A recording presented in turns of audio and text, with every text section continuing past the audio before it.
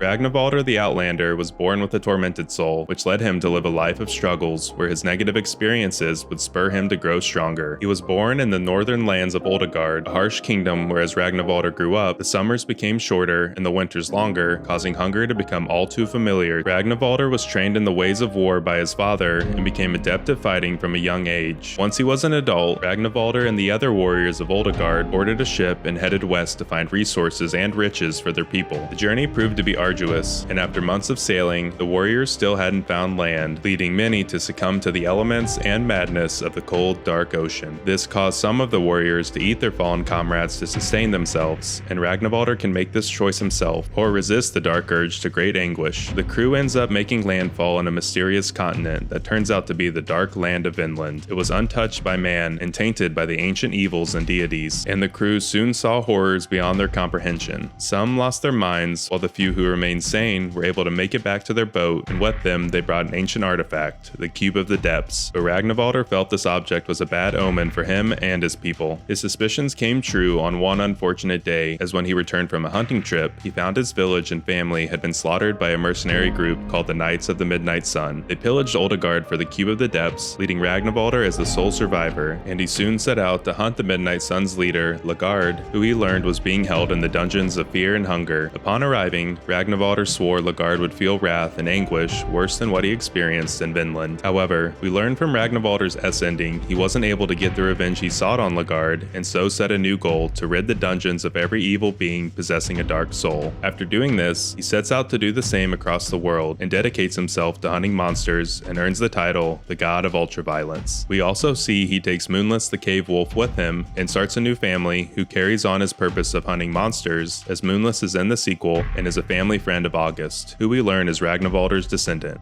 Subscribe for weekly Thea and Hunga lore videos.